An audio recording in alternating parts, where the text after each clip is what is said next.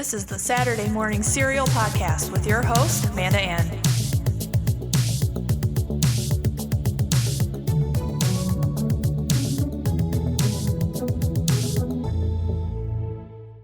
What is up, everyone? I hope you are all doing fantastic, and welcome to another episode of Saturday Morning Serial.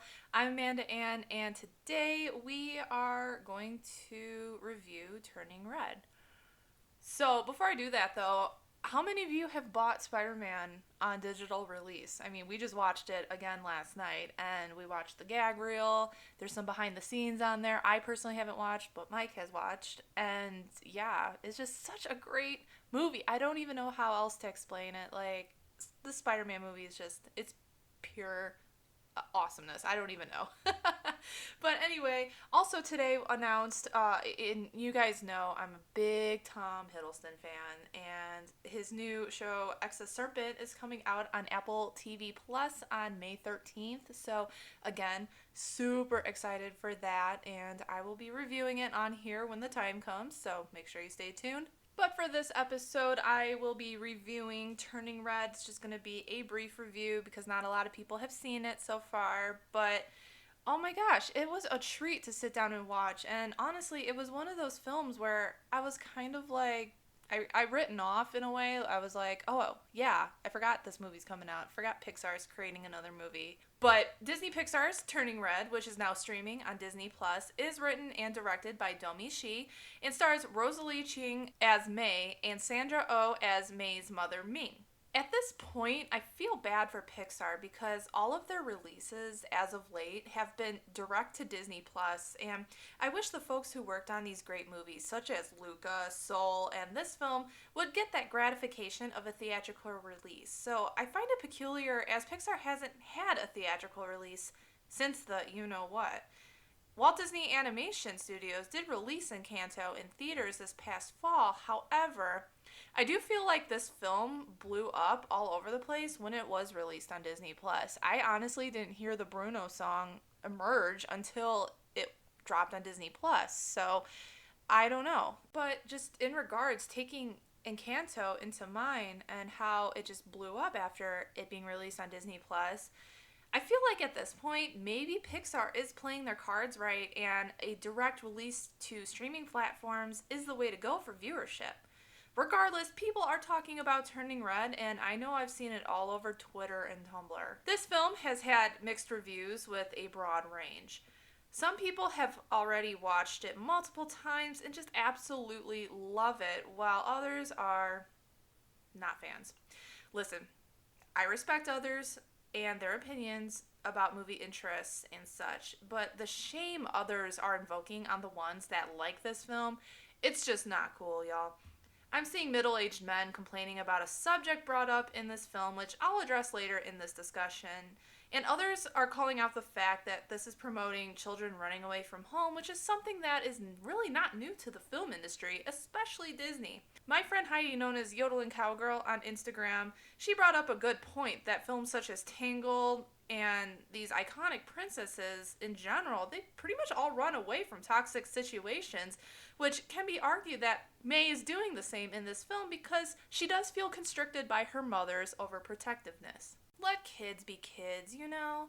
Each kid will grow up with their own interests and goals, and parents, yes, it's important to know where your children are at all times. I'm not saying, that's not important, because if I was a parent, I'd be like, bring your phone wherever you go. But this film deals with how May develops her own interests, her own goals, and relationships that are not in her mother's own plan for May.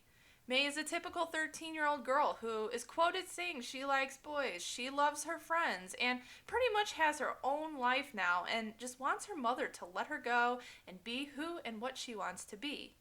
Overall, that is the message of this movie. I have to say, when this film was announced, I wasn't too impressed by the trailer. I thought it looked like a Hulk ripoff with this little girl getting angry and turning into a strong being. However, I never pass up on a new Pixar film because, like I said in past episodes, Mike and I are huge supporters of Pixar Studios. We sat down to watch it Saturday night. We had some crumble cookies and popped some popcorn. It was a good night. And I was laughing so hard and even had tears from laughter. This film has so much humor and gets so extra and over the top at times with like the ridiculous teenage girl nonsense about screaming about cute boys and their favorite band. But in a way, I was 13 at one time and lots of other girls were, and you can relate to that. I know when I was that age, my friends and I were always like three-way calling and gushing over whatever. And I just remember like the Disney Channel with Lizzie McGuire, and then the Cheetah Girls came out. I remember that so vividly. I had like 5 friends on the phone. My parents were so pissed because it ran up the phone bill a little bit. But, you know, it's a teenage girl thing. You get excited. But bringing it back down to the family aspect of it, May is also really close with her mother and works around the family business as well. She is stuck in two worlds, almost with feeling the need to please her mother while wanting to do just the regular teenage girl things with her group of friends. The story overall was interesting, and in true Pixar form, so many random moments of humor. I love how unprovoked the humor was in this film, and like I said, had me laughing really hard at times.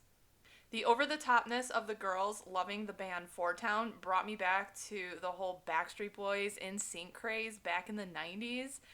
And the climax of the movie was just so clever, and I love how the family pulled together in the end.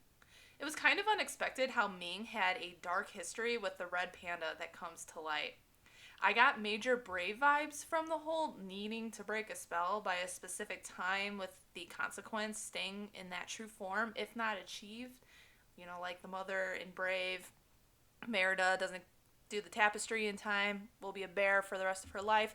That's kind of like the same case in this movie, so I felt like that was repetitive in a way. But regardless, this film really did bring me out of reality, and in my opinion, it's something we need during a time of stress, like what's going on in today's world. You just need to laugh. One thing I do applaud this director for is bringing up the subject of periods. When May initially turns into the red panda, she is freaking out and her mom catches on that something is wrong. Ming immediately thinks that May started her period and goes into total mom mode in making sure she has all the necessary things she needs. This is what I'm saying from before. Periods, they're a natural human thing in women, and we shouldn't be embarrassed or grossed out by mentioning it. It happens to all girls. It happens to your wives, your mothers, your sisters, etc. I found the animation style interesting in this movie too.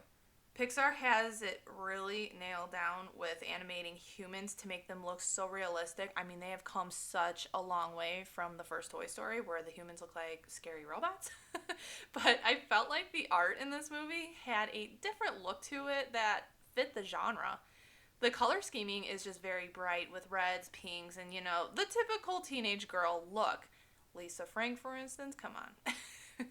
This was certainly a different film for Pixar, and I applaud them for, again, going the extra mile, addressing certain topics, and including diversity. All in all, I thoroughly enjoyed this movie and recommend it, especially those that can relate to the storyline. Great job to Pixar for another great one, and I just can't wait for Lightyear this summer. I'm really hoping that still gets a theatrical release. So I know this episode was a little on the short side. I have a full weekend booked. It's my nephew's first birthday, which is so crazy to me. Time flew so fast on that.